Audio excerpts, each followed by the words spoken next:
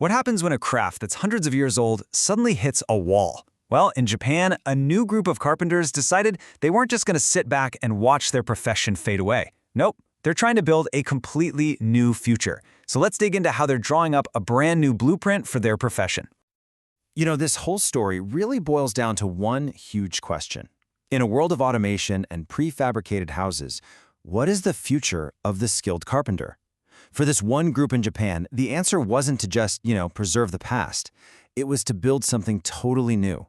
And believe it or not, it all started with a pretty stark warning. I mean, just imagine hearing that from your hero. Those were the exact words spoken to Mitsuyuki Kimura, the guy who would end up founding this whole new movement, by the very carpenter he admired most as a kid. This man, a master at his craft, saw a really troubling future for his own profession. And that piece of advice, it would echo for years and eventually become the catalyst for a revolution. So in response to that growing sense of crisis, a new kind of guild was born. But this one wasn't tied down by a bunch of ancient rules. It was all about a shared ambition to completely redefine what it means to be a carpenter today. On June 30th, 2022, the Gayuku no Kai, which simply means the Carpenters Association, was officially launched. And its scope, right from day one, was pretty incredible. Over 30 carpenters from all across Japan gathered together, and one person even joined online from Australia. So yeah, this wasn't just some small local club. It was a national movement from the very start. And this was definitely not your typical trade group. The members, who mostly connected through social media, really cover the whole spectrum of the craft. You've got these incredible artisans who are all about traditional hand tool techniques, working right alongside innovators who are exploring IT and the latest in modern construction. And that very diversity, well, that's their greatest strength. But why was the Daiku no Kai even necessary? I mean, why do they need to start this in the first place? To really get that, we have to look at the core problem that the modern Japanese carpenter is facing. And here's the central conflict. The ideal of a carpenter is this master craftsperson on a lifelong journey of learning. But the reality, for so many, had become just assembling pre-cut housing parts. It's kind of like building a giant model kit. As the founder said himself, you reach the summit of your skills way too quickly, only to find out those skills aren't really all that valued anymore. In Kimura's own words, there was this very real feeling that the value of his profession was just in free fall. The very soul of the craft, the skill, the knowledge of wood, the creative problem solving, it was all becoming invisible, just swallowed up by this industrialized process.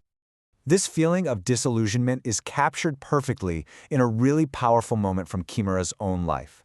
It was a turning point that kind of explains the whole crisis that led to the Daiku no Kai. The scene itself is so simple, you could almost see it in a movie. Kimura is 23 years old. He's just finished a long day of work. He stops at a local convenience store, something he's probably done 1,000 times. But this time was different. He catches his reflection in the glass door, and in that one moment, he didn't see the master craftsman he had always dreamed of becoming. He saw someone who looked just like the tired construction workers he used to see as a kid. And it wasn't a judgment on them, not at all, but it was this shocking realization of just how far his reality was from his dream. And in that moment of hopelessness, his childhood mentor's strange warning just came rushing back. And for the first time, he truly understood the crisis his mentor must have seen coming. It was a moment of despair for sure, but it was also the beginning of a new resolve, a resolve to make sure the next generation wouldn't have to hear that same warning. So, if the old blueprint for being a carpenter was broken, it was time to draw up a new one. And this led directly to the core philosophy of the Daiku no Kai. Their mission is captured in this absolutely brilliant Japanese phrase, to increase the furigana for carpenter. Now, in Japanese, furigana are those small characters that tell you how to read a word. So their goal isn't to change the word carpenter itself, but to add tons of new readings, new meanings, and new possibilities to what that word can even represent. How cool is that? And they've built this unique structure to do it, which they call the strongest rock and paper network. So think of it like this. When a huge challenge comes up, they all gather like glue, a rock, or a fist, and combine all their strength. Then once the job's done, they scatter like paper, and go back to their individual work, honing their own unique skills. It's a model that's all about flexibility and supporting each other. So with this new blueprint and a super flexible network, the Daiku no Kai is setting its sights on some really ambitious goals to rebuild the future of their entire profession. They're arguing that carpenters have to expand way beyond just typical houses. They need to get into large-scale timber projects, non-residential buildings, and new technologies like cross-laminated timber.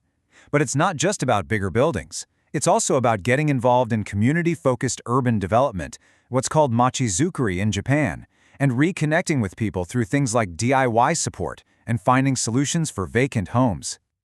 Ultimately, this is the fundamental shift they are fighting for. To restore their value, carpenters can't just be the last link in the chain, simply assembling what other people have designed. They need a seat at the planning table, with a voice to contribute their expertise from the very beginning of a project. At the association's launch, Kimura shared this powerful message, and it really captures the spirit of the entire movement.